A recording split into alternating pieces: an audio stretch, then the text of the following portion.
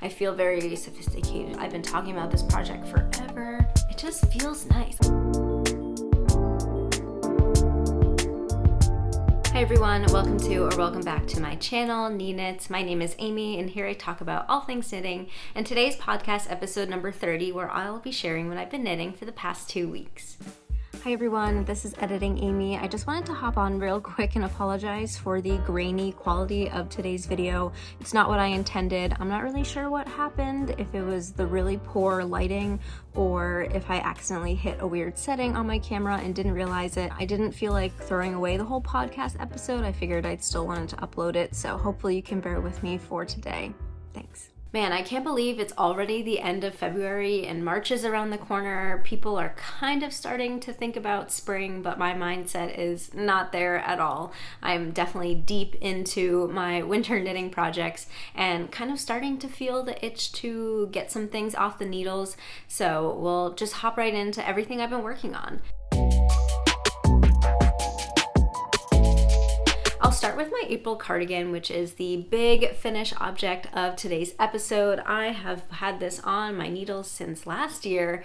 I cast it on last summer and finally finished it, and I actually had finished knitting it in the previous episode, but I gave myself 2 weeks to add the buttons and also to wear it and sort of give it like a wear test before talking about it as a finished object. So we'll go over all the details about sizing, fit, construction, and gauge right now. So if you're unfamiliar with the April cardigan, this is a pattern by Petite Knit. It is a top-down seamless cardigan that has a contiguous set-in sleeve shoulder construction that is a little bit uncommon for a lot of Petite Knit patterns. The final fit and styling of this cardigan is a little bit more tailored, more close-fitting. The recommended ease is only 6 to 8 centimeters, which is 2 1/4 to 3 1/4 inches, and Petite Knit wears her sample piece a little bit on the cropped side, so it kind of has a different style compared to Petite Knit's very oversized, large, and baggy sweaters. The yarn that I use for my project is Highland Alpaca DK by Estelle Yarns. This is a blend of Highland wool and alpaca. It's actually more alpaca than wool. It's 60% alpaca, 40% Highland wool. And this is the color charcoal, and I really like the heathering effect that this yarn has that comes from the 2 different fibers. And this color charcoal gray I just think is a really good sort of dimensional neutral color. For my cardigan, I knit size small and use 4mm needles for the body and 3.5mm for the ribbing.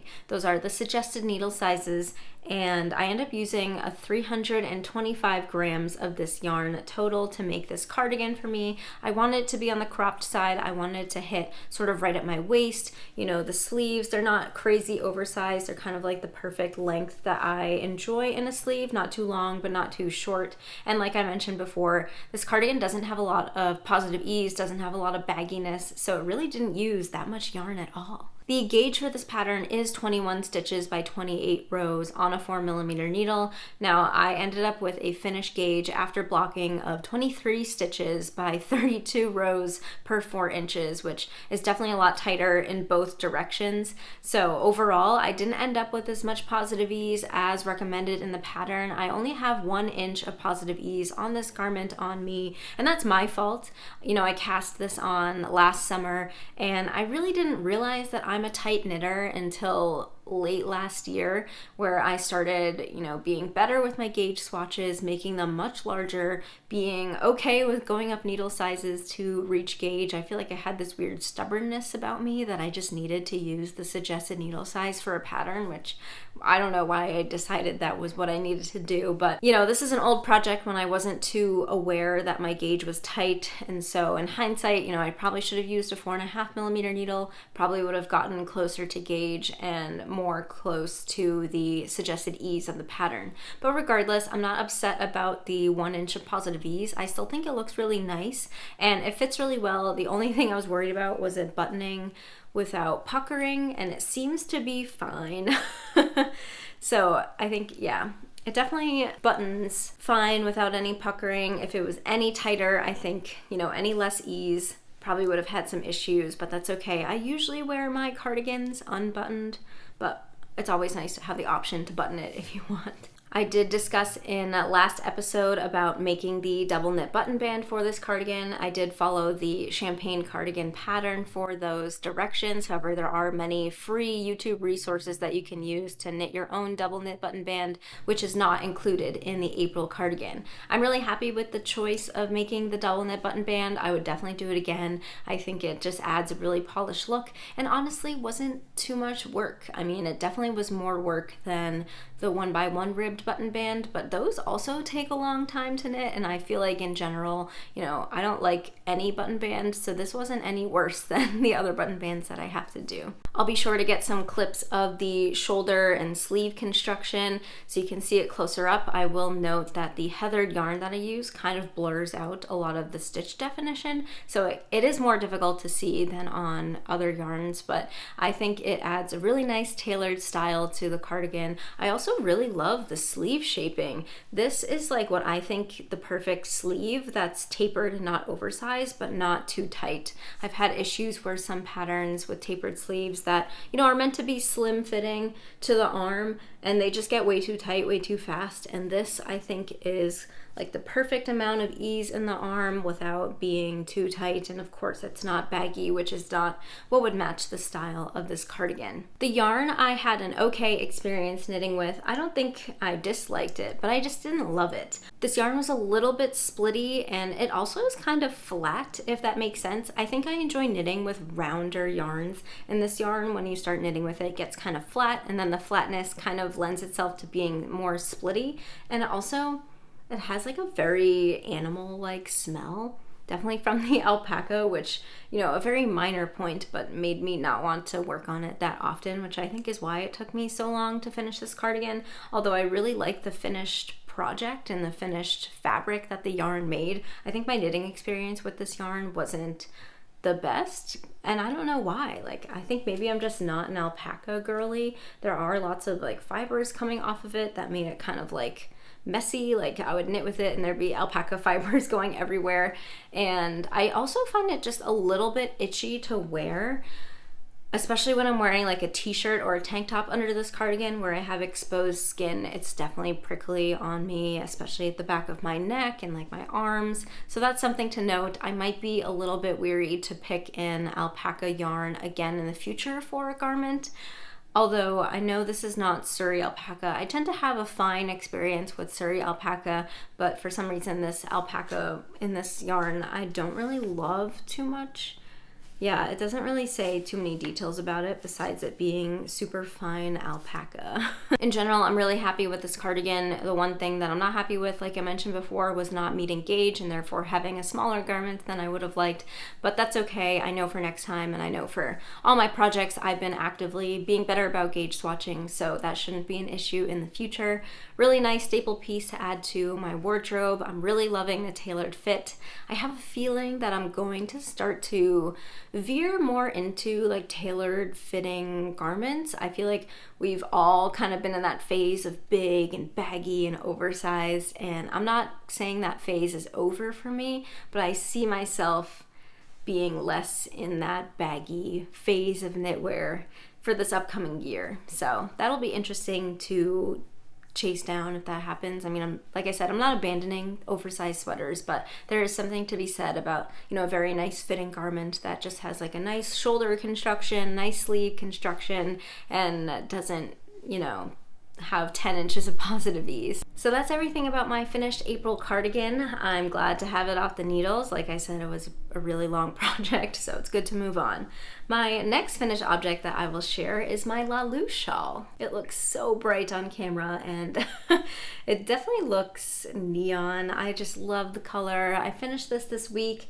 It's been a fun project. This is a pattern by Sari Nordland. It is I was gonna say single skein, but it's not single skein. It's a single skein of merino and a single skein of silk mohair project. So I used one skein of Santa's Garn Sunday and one skein of Santa's Garn Tin Silk Mohair in the color Poppy to make this beautiful shawl. This is a charted pattern. I think there are also written instructions, and I just love the way it looks. I mean, it's it's a really cool like idea with the cables that go into the lace and they kind of alternate. I think the garter stitch that goes along the whole shawl looks really beautiful. And it's crazy how you can get something this size out of just 50 grams of yarn. And I didn't even use 50 grams of the Sunday. I ended up only using, okay, so I used about 3/4 of each skein of the Sunday and the tin silk mohair. So that calculates out to 37 grams of the Sunday, and I used 20 grams of the tin silk mohair. And I did knit this to pattern in terms of the dimensions. I didn't add or subtract any repeats. I just knit it as written. There are instructions in the pattern on how to repeat the motif so you can make it longer if you have more yarn. I will add that it is a very kind of long motif repeat, so I was thinking about making this bigger, but I just don't think I would have had enough yarn to even repeat the motif once, because you have to do it like twice because you're increasing, and then if you repeat it on the increase side, you have to repeat it on the decrease side. So this is the size that I got with following the pattern exactly. This does measure 3 feet tip to tip, which is 36 inches, and then the widest point from the middle to the point there is 10 inches deep, so right here. And Sari's pattern does say that it should be a lot longer, so I think my gauge was tight. I didn't measure a gauge for this because it was just a little shawl, but Sari Nordland's pattern says that it should end up being about 48 inches long, so we're talking about 10-11 inches longer than what I have here. So, I mean, it would have been nice to have it longer, but I think this is an excellent size little neck scarf. You can see how long the points come down. It gives me plenty of room to tie it. And I like this fabric because it's still very thin and drapey, so I can tie it and have this cute little knot in the front, but it's not big and bulky. I don't know if you all remember my turtle dove shawl. I knit with a totally different yarn that was a lot thicker, and the fabric was a lot thicker. And when I tied it in a single knot, it was really like bulky on my chest here, which I didn't love, but you know, didn't dislike. It was just like, eh. So when I wear that bulkier shawl, I kind of just cross them in front, and then I'll put a coat over it to kind of lock it in place. But this I feel very comfortable tying and leaving it tied, and I think it's really cute. Like this is a look. I really like it.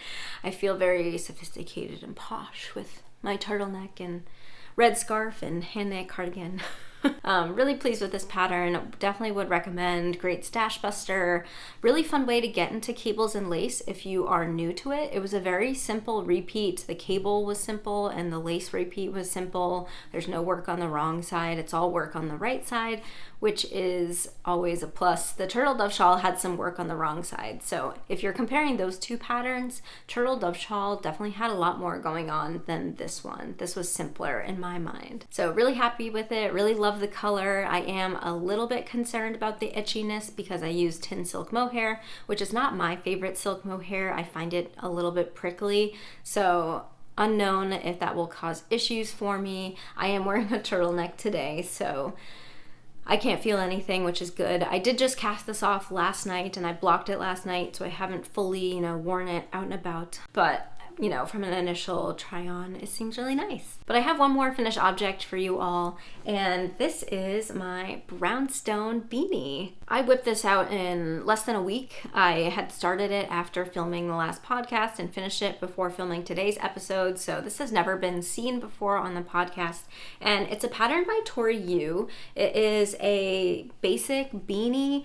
I think the most important feature is the crown shaping. Pretty unique shaping. I don't really know if this kind of crown shaping has a name, but it's got like that big tall poof, and it has the folded brim, so it looks very professional in my opinion. This is what it looks like on. And I was super excited to try out this pattern because you can make the adult sizes with just one skein of fingering weight yarn, which if you are like me and love the Oslo hat by Petite Knit that has a very similar look to this hat, The one thing that I don't love about the Oslo hat is that you need more than 100 grams of yarn to make it.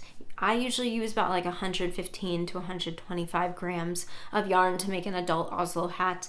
And a lot of times, you just have special single skeins in your stash and you don't have more than 100 grams. And it's so frustrating that you can't make the Oslo hat with that yarn quantity. And I know there are hacks to kind of like use scrap yarn to do the inside of the brim on the Oslo hat. But if you don't want to be bothered with that, I was really excited to try out this pattern and see how it would be as an alternate choice to the Oslo hat for a good, staple, basic beanie with less than 100 grams of yarn. So to say I'm obsessed with this hat, I think is an understatement. It's so nice. I absolutely love knitting it. I mean, I mentioned that I knit it in less than a week, and that was because it was just so fun to knit. I couldn't put it down. It is pretty much all stockinette. Really interesting construction techniques that involve 2 different gauges, 2 different needle sizes.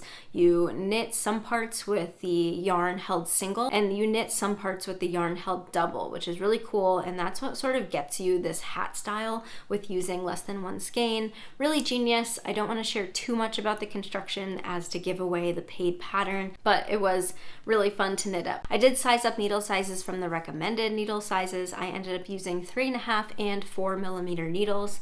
This yarn that I used is, I didn't even mention it yet. This is Keats Garn Merino sock yarn, which is a 4-ply sock yarn, 75-25 superwash merino, 25% nylon blend. It's a hand-dyed yarn, and the color is called Victoria, which is this beautiful punchy purple neon pink color or magenta color, and it's just really nice. Really fun color, really fun hat to have in my hat collection. I've already worn this a lot. It's been really cold here in Boston, and anytime I go outside, I'll pop on a beanie, and I've been wearing this, and I will say it's not as warm as the Oslo hat because it has like a thinner fabric. And on like a really cold day, it was really windy here, and when it's below freezing and windy, it's absolutely miserable. And on a really windy day, I could still feel some wind going through the hat. Nothing major, but just something to note if you live in somewhere really cold. And this is not the warmest hat, but it also might be the yarn that I used. I don't really know too much about the warmth of superwash merino. That's something I should maybe look up. I don't know if superwashing takes away the warmth properties of some wools. I don't know. I'll have to research that. If anyone knows, that'd be an interesting tidbit to note. Could be a pro, could be a con, because it is kind of like a thin, flexible fabric, but makes it really easy to transport this if you need to just like throw this in your purse or in your backpack. It folds up really nicely, and yeah. So the pattern itself I found was very well written and has very good instructions on how to do the turn, very similar turn to the Oslo hat. I even think that this pattern writes out the turn instructions better than Petite Knit writes out the turn instructions in the Oslo hat. I know a lot of people get confused on that, but this was pretty easy to follow. The crown shaping, I do need to work on my decreases here. You can see that there's a lot of laddering, and the pattern does note to be careful for laddering, but it doesn't really say how to prevent it. And my instinct was to pull my yarn tighter. That might have actually been the wrong thing to do. I'm sure Patty Lyons has something in that book that I own, The Knitting Bag of Tricks, or like a YouTube video on how to prevent it. But if I was to do this again, which I'm definitely planning on making more of these, I do need to figure out why my decreases on this side ladder a lot. But from far away, you can't really tell, and it wasn't really something that I felt like frogging and redoing. I just wanted to do the pattern once through, see how it went, and then when I make another one, I'll try to improve upon it a little bit. I also think if I were to knit this again, I would make the wrong side knit section shorter. I don't really think there's any need to have it this long, and you can see when the brim is folded up, it just barely covers that wrong side, to the point where I'm a little scared that it's gonna like pop out depending on how the brim like sits, and you kind of have to adjust it a little bit when you put it on to make sure it's not showing. So to be super safe next time, I feel like I'll just shorten it, so I know for sure no matter how the brim is folded, it's covering up that wrong side there. I've been enjoying knitting a ton of beanies this winter. I am almost getting to the point where I'm ready to do my beanie comparison and share with you all the beanies that I've knit and worn and what I think about each one. This one I think will get a pretty high rating, not to spoil anything. And the only thing that I don't love about this, which I don't think has anything to do with the pattern, it's just a styling note. Whenever you have something with this type of crown that is not symmetrical in like a circular way, is you do have to make sure you put it on the right way. Like there's something to be said about beanies that have like the perfectly rounded symmetry, and you can just throw it on in any direction and you don't have to worry about it looking weird. But with this one, if you don't put it on the right way, it can look a little odd. So you have to make sure like the right way is facing out. And yeah, really nice pattern. It does come in sizes baby through adult large, which is awesome. You can make hats for everyone you know. I don't remember if I mentioned that I used 80 grams for the adult medium size, but that's the size that I made for myself. I have a 22-inch circumference head, so adult medium was perfect for me. My gauge was a little bit tighter than the pattern gauge. What else is new? But if it's fine, it's a hat. It definitely has stretch, and if anything, I would want the hat on the tighter side rather than the looser side because it'll stretch out over time and I don't want it to be too loose. All right, now let's get into some works in progress. I have my first one here, very cute project bag from the Knitting Swan. There's a link in my description for shopping for those, as well as a coupon code. But in that beautiful project bag lives my Aurelia Pullover. And there's not too much to share since the last time I showed this on the podcast. I've just been very slowly chugging away at the body of this sweater. Let me back up for a minute. This is the Aurelia Pullover by Sari Nordlund. It's a top-down raglan all-over cabled sweater.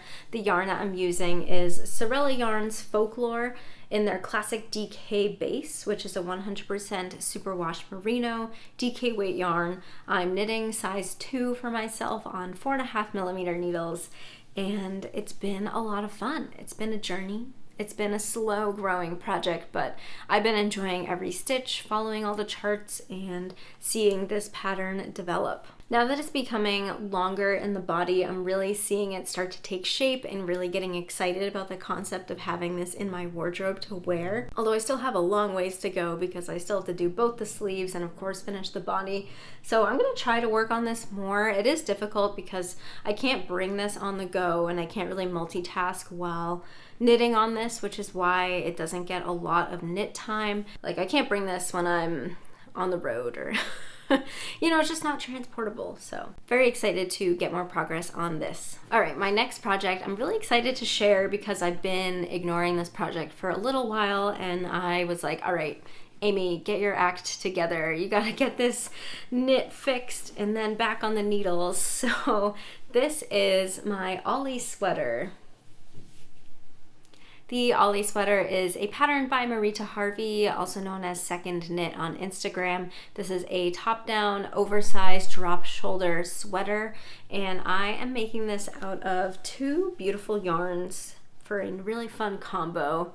So I'm using a hand-dyed yarn from Woolberry Fiber Co. This is Berry Cozy Sock, which is a 2-ply superwash merino and nylon yarn. This is in the color Rabbit Rump from the Caboose collection. It's a cream with black speckles, and there's a lot of other colored speckles hidden in there. And then I'm holding it with an undyed Surrey alpaca lace yarn from Birch and Lily. This is the Birch Surrey base. So these 2 yarns together, and it's making this really fun speckled neutral fabric. So the short backstory with this sweater, and apologies if you're hearing this for the 20th time, but I never know if there's someone new watching. Basically, this is a standard drop shoulder construction, but there was a pattern update, and in the new English translation of this pattern, there was actually a technical change that changed the portion that you measure the front panel to. So in summary, I had followed an incorrectly translated pattern description. I ended up knitting the front panel of this drop shoulder sweater way too long, and I needed to go back and shorten it, and decided to cut and Kitchener it instead of frogging it all because I had made significant progress on the body. And I've been putting that off for a while. Because I wanted to do it in the daylight, and after work there's no daylight in the winter, so I couldn't really do it during the week, and during the weekends I've just been really busy and also just didn't want to do it on the weekends. But I finally forced myself to do it this past week, and I think it went pretty well. I will state that I will not be sharing any technical directions on how to do it because it was so chaotic. I didn't really know what I was doing. So if you have questions on any of that procedure, I will point you to this wonderful video that the knitting teaching master Suzanne Byron has posted on YouTube. And if you want to do the same thing to your knitting and need clear instructions on how to do it, please refer to this video, which I will link in the description box. I don't think I have the skills necessary to teach how to do that, but somehow I got it done. And I think it looks pretty good. For me, the hardest part was sticking the needles into the knit fabric and picking up those stitches before I frogged it, because I have a really hard time keeping my needle on one row. So I would stick my needle in to do like the lifeline, and then I would start frogging, and then I would get close to the needle and half my needle was frogged all the way down, and then the other side of the needle still had like 4 rows left to frog. So I had somehow like done a diagonal lifeline multiple times, and that was really frustrating. Also, the second hardest thing was actually cutting the fabric. I actually just like cut, it was really easy just to cut across and then, rip out all of the yarn and then start frogging once I got a single stretch of yarn. But I would not recommend that. And if you watch Suzanne Byron's video, she actually just cuts like 1 stitch in the middle and then unpicks until she's able to frog. And I would definitely recommend that. It's definitely a little bit more tedious than, just cutting across the fabric, but I had a lot of difficulty frogging after I cut the fabric, if that makes sense, and I wouldn't do that method again. I also cut too close to the lifeline, so I ended up with some really short ends that I still have to weave in that I'm worried might like pop out my stitches. But once I got my lifelines in, so I had 2 needles, and once I had all of the fabric ripped out or frogged out, the grafting, the Kitchener stitch was very easy. I mean, I've done the Kitchener stitch so many times and I didn't have too much difficulty with it. It grafted beautifully. I was very adamant to keep my tension consistent, and I still had to go back and sort of pick some of the stitches to adjust the tension, but it looks really good. I don't even know if you guys can see where I did it. I will put in some videos where I point out where the line is. But I think the fact that you can't really see the line on camera at all right now is a really good sign that it turned out pretty well. And this is unblocked, so none of it's blocked. I do think it helps that I'm using a suri and a fingering weight. Like the fuzzy yarn hides a lot of mistakes. I'm sure if I had to do this with just a plain, round worsted weight yarn or superwash fingering weight yarn, then it would be a lot more visible. But I'm really happy with how it turned out. Let me show you how it adjusted the fit. I mean, look at how that neckline sits now. That looks so much better than how it looked before. It did shorten my armholes, so I do have a bit longer of a body to knit than before because my armholes came up, but now my neckline looks good. I tried it on, it fits great, so I'm really happy with how this all ended up. I ended up taking like 3.5 inches out from the front, and it did take the course of 2 days, not 2 full days, but like I did the lifeline and cutting one day, and then I did the Kitchenering the next day, and I'm glad that it's finally done. And now I have so much motivation to keep working on this and get this finished. I was shocked when I checked my Ravelry project page and saw that I had cast this on in November, and it's the end of February and I'm still working on it. So I'm like, ooh, I gotta get this off the needles. I think I was hoping to wear it this winter, and now, winter seems to be ending. I say that really skeptically because it's always really cold in March and April here in Massachusetts. But regardless, for me to have a project that has been on the needles for more than 4 months is kind of rare. It's not super rare, but it's pushing my limits of like you know, this is keeping me from casting on new stuff. You know, I gotta work on it, cast it off, and then I'll have the freedom to cast on something new. But yeah, that's my Ollie sweater. Very excited to report that the cutting and grafting went well. Again, refer to that Suzanne Byron video if you want to learn how to do it. Glad I did it. I definitely have confidence to do it again in the future if I need to. Hopefully that won't ever happen again, but you never know. Next up, I'll share my progress update for my Berlin scarf, which I am knitting for the Fluffy Scarf Cal, which is currently ongoing. If you're participating and posting on Instagram, I've loved seeing everyone's projects. I'll quickly put up the info slide on the Fluffy Scarf Cal. You're still welcome to enter, it's never too late. It's ongoing now until March 16th. You can knit any sort of fluffy scarf with any sort of yarn, any sort of pattern, and use hashtag Fluffy Scarf Cal and tag me and Originally Lovely, as we are the co-hosts of the Knit Along. And yeah, we are offering some prizes at the end of the cal. You can post whips, finish objects. You can enter whips if you already started something before the cal. That's okay.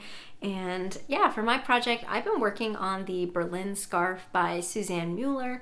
And the Berlin scarf is this oversized big scarf with big fringe. It's actually knit as a stockinette tube. So you just knit in the round until you're done, and then you add some fringe with double knitting at the end, and it's been kind of a fun project for me.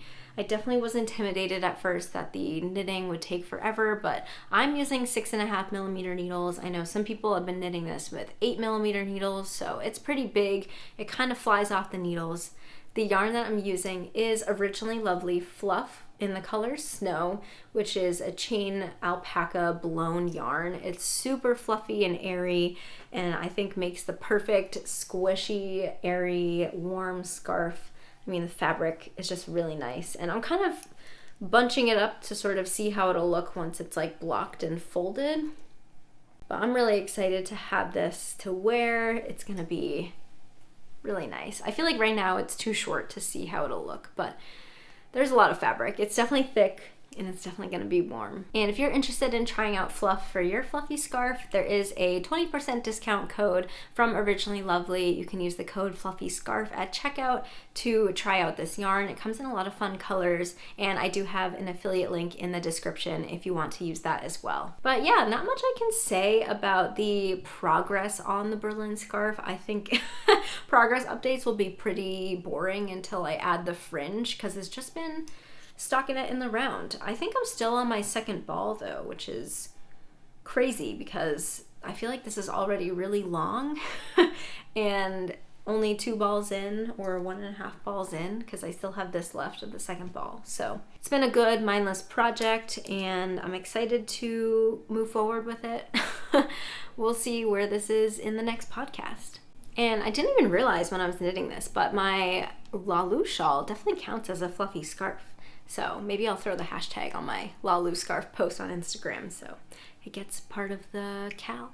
All right, now we'll move into some new cast-ons that I have. First up, I have this pair of socks that I just started. These are the summer camp socks. It is a pattern by Jill Zielinski, and these were inspired by Marlene Knits, who also recently knit this pattern, and I just really liked her socks. She posted them on Instagram, I think, and I was like, ooh, I need to make those. So I sort of made my own sock set with some Sorella yarns. The first yarn that I'm using, the main color, is Sorella Yarns 1989 from the Taylor Swift collection, and it's just so fun. I don't know how to describe it. I mean, you can see all of the colors, the pinks, the purples, the oranges, red and brown. The colors kind of remind me of a sunset. This is a super variegated yarn, and I was super excited to start knitting this up to see how all the colors would blend together and play on the fabric. And for my accent color or contrast color, I am using the color Bunny Slope from the Winter Tonals collection. And both of these are in Sorella's nylon sock base. So these are fingering weight 80/20 superwash merino nylon 2-ply sock yarns. So this is what I have so far. The summer camp sock pattern is actually free on Ravelry, and it's mostly a 3x1 ribbed sock pattern. There is a 1x1 ribbed cuff, And I followed Marlene Knit's stitch counts or row counts for how she did the stripes. She has them posted on her Ravelry project. And yeah, just, kind of slowly working on this sock. It is all rib, so it's going a little bit slower than a vanilla stockinette sock. I feel like I can't really work on this as mindlessly as plain stockinette, but it's still not too difficult to work on. I am using 2.25 millimeter needles, magic loop method. I cast on 60 stitches, which I found fits my foot the best. So we'll see how this ribbing works with the 60 stitches. The ribbing is obviously going to be a bit more form-fitting, which I think could be a good thing. And I really love how the colors are knitting up. There's definitely pooling, which makes this really cool striping effect, but it doesn't really pool on the other side. It's definitely like kind of irregular over here, but I think it's really fun. This is one of those, like, the colors, it's a sock. It's really fun. It's bright. It's exciting. And I don't really mind the pooling at all in this fabric. And I have one more cast on to share. I was really eager to get this on the needles. I've been talking about this project forever, so I'm glad I finally was able to cast it on. And this is my Stick Season sweater.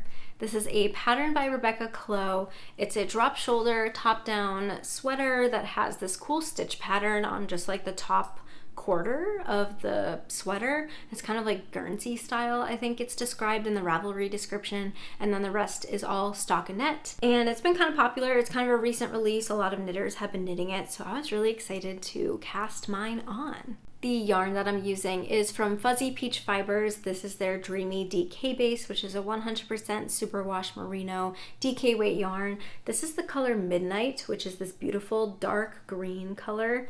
And I just love like the tonality of it and how it knits up in the fabric. Like, it just looks so good.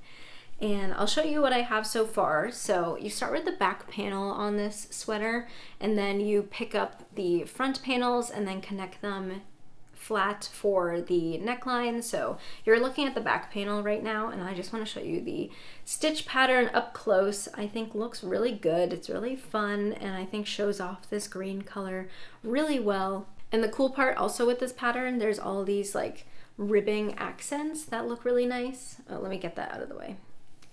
So yeah, really cool details. I haven't put too much time into this. I cast it on to sort of get the cast on bug out of me, and then I decided to focus on some other projects, and probably will continue doing that. Like I said before, that Ollie Sweater has been on my needles since November, so I gotta work on it. So this might not get too much knitting time soon, but once I get some decent progress on my other projects, I'll probably go back to this. Now for sizing and knitting gauge, I was able to meet gauge with 4.5 millimeter needles for this stitch pattern, and I decided to knit size 3 for myself. The range of positive ease on this sweater is 2 to 6 inches, and I was in between the sizes. If I knit size 2, that would give me 2 inches of positive ease, and if I knit size 3, that would give me 6 inches of positive ease. So I decided to go with size 3, which was based on some feedback I heard from other YouTubers who had knit this sweater. They wish they had a little bit more positive ease, so I decided to go with the larger size on me to give myself 6 inches of positive ease when I'm done. This is a hand-dyed yarn, so I am alternating skeins. For this, I am trying to alternate skeins for kind of the whole way, just to be extra safe. I feel like with my Aurelia Pullover, I didn't do that, and I'm like, oh, I kind of wish I did. So it's fine. I'm definitely getting used to alternating skeins where it's kind of just not bothersome anymore or not annoying. It's just like, I'm just knitting and then switch the skein when I'm done. So yeah, not that bad, and I don't think you can tell at all that there's any sort of color shifting or color blocks from changing the skeins of yarn. This is what it looks like so far on me. Obviously very hard to tell what it looks like. There's not even a collar, so it doesn't really sit right, but I think it looks pretty good. I have some fun acquisitions to share. So my first acquisition is actually from my frogged Whitmoor cardigan. I have reacquired a whole sweater's quantity worth of yarn, because I took the time a couple weekends ago, last weekend, to finally frog that whole thing and, get all the kinks out of the yarn, wash it, dry it. So that was quite a fun experience. I documented it all in my Instagram stories and also posted a reel about it, which goes through everything I did step by step. This was my very first time frogging an entire garment and my very first time deciding to like wash out all the kinks from the yarn. I have frogged before and I just kind of wound it up into a ball and then knit from it. And I don't think it's super necessary to get all the kinks out of the frogged yarn before you reknit it, but if you have the time and ability to do it, I definitely think it's better and will make your next knitting experience better, because I personally didn't really love knitting with the kinked up yarn, although I don't really think it affected too much of my finished fabric once I reblocked that fabric. It's just more fun to knit with smooth yarn. So yeah, it basically involved just like unpicking all of the sewn bind offs, unpicking all of the woven in ends, which I just kind of like stretch the fabric a lot until they kind of pop out. And if I miss some, it's not a huge deal, because when you frog, if you missed a woven in end, like it'll be obvious, like you won't be able to frog past it. So you can just like unpick it then. I used my Swift to wind the yarn back into hanks and tied them off with like the little figure 8 ties that I kind of just observed from having many skeins with those ties in them. And then I ended up soaking them in water for not too long to get all the kinks out. I just kind of dunked them for maybe like 5 minutes and then boom, all of the kinks were gone. I did try steaming, and it just took a really long time. Like it was a lot of active work to hold the yarn in front of the steamer and kind of pull it so the steam would get all of the yarn and stretch out all of the kinks. I personally would not do the steaming method, especially for an entire sweater's quantity worth of yarn. Maybe if you have just one skein, I could totally see steaming being faster, because then it doesn't really take that long to dry. But for me, the dry time wasn't super important. I wasn't needing the yarn at that very moment. If I needed to let it dry for a week, that would have been okay with me, but I understand some people don't have that time and steaming might be the better option. Really happy that I did all of that. A lot of people have asked me if the yarn feels any different than it originally felt. I feel like it doesn't. I feel like it feels the same. Like maybe you can tell it's used, like there's a little bit of fuzzies coming off of it, kind of like, you know, it was worn and then undone, but nothing major, and it feels like just as soft as it did when it was new.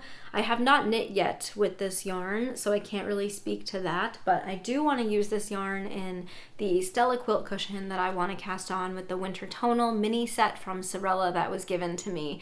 So I'm excited to have that yarn back and be able to swatch and cast on for that project sometime soon. And speaking of something else I want to cast on soon, I do want to do one more beanie before I wrap up my beanie series for the season. And I want to knit Tori Yu's Manhattan hat. And I've been speaking about knitting the Manhattan hat light, and I actually bought both patterns. She has multiple sizes or multiple yarn weights for that pattern. There's the light, which is sport weight, the regular, which is worsted weight, and then I think there's a bulky for bulky weight yarn. So I think I'm going to do the worsted weight one because Knit Picks sent me some yarn to try, and they sent me some of their High Desert, which is their 100% American wool. On the label it just says 100% US grown and spun yarn, but if you go to Ravelry and I think the Knit Picks website, it says it's a 75% merino, 25% rambouillet blend, which feels really nice. It's all natural, it's not super washed. And this color that I have, oh, I just have a color number, so I'll look up the color name and put it on the screen, but it's just this really nice gray color. This is the worsted weight skein, so in this 100 grams there are 217 yards, and it just feels like a really plump, round, nice wool. It has that like, it just feels nice. I don't know how to describe it. It just feels like a really good, decent wool. It's super soft, but also like stiff and sturdy. Like it doesn't feel flimsy, and the roundness is really nice. It has a decent amount of plies, so that's what makes it pretty round. It might be a 3-ply, it might be 4-ply. I think it's 3-ply, but I can't tell. But I really want to try out this yarn. They did send this to me, but they gave me like absolutely no strings attached. They didn't ask me to share it. They didn't ask me to use it publicly. They were just like, here, try it out. So I'm gonna try it out in the Manhattan hat, the worsted weight version, which is an all over 1x1 ribbed beanie. It has kind of the same crown shaping that the Brownstone beanie has, this kind of like flat one here. So that'll be fun to try. I'm excited to see how this knits up and wears because I'm very curious about this American wool ever since Knit Picks started like showing it in their catalogs and stuff. And they do have a sport weight that I want to try because I think it'll be the perfect yarn for Andrea Mowry's Traveler hoodie, which I have been itching to knit for a while. Like ever since the pattern came out, I was like, I need that, but I haven't been able to figure out a good yarn to use for it. It's also a sport weight pattern and there's just not a lot of sport weight yarns, I feel like. And this High Desert does come in a sport weight, which Knit Picks also sent me a skein of the sport weight High Desert. And yeah, I think this would be a really good option for that Traveler hoodie. I do know Andrea Mowry's samples did use some form or some blend of Rambouillet, and I've just been really into, you know, trying Rambouillet and other like really nice wools. It is pretty cool that it's all American grown and spun, so I might be interested in purchasing a sweater quantity of this for a Traveler hoodie after I knit this up and see how I like it. They did also send me some of their High Desert tweed. This is really fun. This is the worsted weight and the color here is Yamhill tweed. This has a little bit of rayon in it and acrylic, I think probably because of the tweed flex, but the rest, 89% of it is the American wool. So I got lots of Knit Picks High Desert to try out. If you guys have been curious about this yarn, I'll try to get this on the needles to give you a full report. And that brings us to the end of today's episode. Thank you guys so much for watching and listening. I hope you enjoyed knitting along if you were knitting along. If you don't already subscribe, would love for you to subscribe. I post videos about my knitting about once a week. So if you subscribe, you can get notifications anytime I upload a video. Thank you guys so much for watching, and I hope to see you in the next one. Bye.